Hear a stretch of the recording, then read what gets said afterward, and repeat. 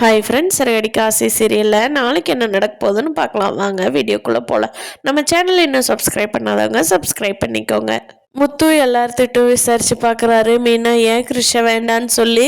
ஆனால் அவருனால எதுவும் கண்டுபிடிக்க முடியல. அதுக்கப்புறமா அவங்க ஃப்ரெண்டு எல்லாம் சொல்லி முத்துவே கன்ஃபார்ம் பண்ணிக்கிட்டாங்க. ஓ, நம்ம கிருஷை தத்தெடுத்தோம்னா நமக்கு ஏதோ பிரச்சனை, அதனால தான் கிருஷை தத்தெடுத்துக்கிறோன்னு நினச்சிக்குவாங்க. மீனா அதை நம்மக்கிட்ட சொன்னால் நான் கஷ்டப்படுவேன்னு சொல்லி அந்த ரீசன் சொல்லாமையே வேண்டாம் வேண்டான்னு சொல்லிட்டு இருக்கிறா. மீனாவோட நல்ல மனசு எனக்கு இப்போ தான் புரிஞ்சிருக்குது. அது தெரியாமல் அவளை சந்தேகப்பட்டு அவன் தங்கச்சிக்கிட்ட ஃப்ரெண்ட்ஸுக்கிட்ட எல்லார்த்தையும் இப்படி விசாரிக்க சொல்லிட்டோமே. மீனா எவ்வளோ தங்கமானவா, நம்ம இப்படி சந்தேகப்பட்டு கேட்டோமே அப்படின்னு சொல்லி முத்து ரொம்ப ஃபீல் பண்ணிட்டு இருக்காரு. இன்னைக்கு போய் மீனா கிட்ட நம்ம இதை பற்றி ஓப்பனாக பேசிடலாம் அப்படின்னு நினச்சிட்டு இருக்காரு. இந்த ரோஹிணியை வச்சுக்கிட்டு மீனா படுற பாடு பாவம். மீனா பார்க்குறக்கே பாவமாக இருக்காங்க.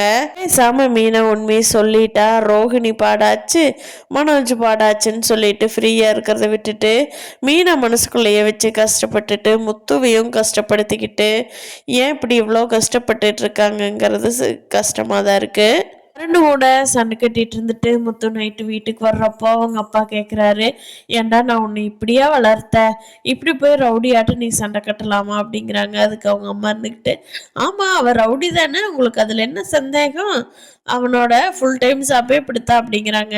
அதை கேட்ட அவங்க அப்பாவுக்கு ரொம்ப சங்கடமாக போயிடுது. பாருடா, உன்னை ஆல்ரெடி அவள் அப்படித்தான் பேசுவா, அதுக்கு தகுந்த மாதிரியே நீ நடந்துக்கிறையே.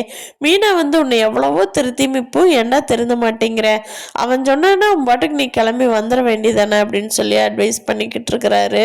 இப்பெல்லாம் இவங்களை பற்றி பேசுகிறப்போ ரோஹிணி எப்போவுமே ஃபர்ஸ்ட் ஆப்போசிட்டாக தான் பேசுவாங்க. இப்போ அவங்க எதுவுமே ஆப்போசிட் பேசாமல் இருக்கிறதுனால ஸ்ருதிக்கு மட்டும் ஒரு டவுட் வருது. ஸ்ருதி கேட்குறாங்க, என்ன ரோஹிணி எப்போவுமே முத்து மீனாவுக்கு ஆப்போசிட்டாக பேசுவீங்க, இப்போ ஏன் இப்பெல்லாம் எதுவுமே பேசுறதில்ல, அதுவும் முக்கியமாக கிருஷ்ண வந்ததுலேருந்து நீங்கள் எதுவுமே பேசுறதில்ல, எனக்கு ஏதோ காரணம் இருக்குமோன்னு யோசிக்க தோணுது அப்படிங்கிறாங்க. அதுக்கு ரோஹிணி, இல்லை ஸ்ருதி அவங்க தரப்பு எதுவும் தப்பு இல்லைன்னு எனக்கு இப்போ தான் புரிஞ்சுது, அதனால தான் அப்படிங்கிறாங்க. இல்லையே அப்படிங்கிறாங்க ஸ்ருதியாவது இந்த உண்மையை சீக்கிரமாக கண்டுபிடிச்சா நல்லாயிருக்கும். பார்க்கலாம் ஃப்ரெண்ட்ஸ், அடுத்தடுத்து என்ன நடக்க போகுதுன்னு. இந்த வீடியோ பிடிச்சிருந்தா லைக் பண்ணிக்கோங்க. நீங்கள் என்ன நினைக்கிறீங்கன்னு கீழே கமெண்ட் பண்ணுங்கள். தேங்க்யூ.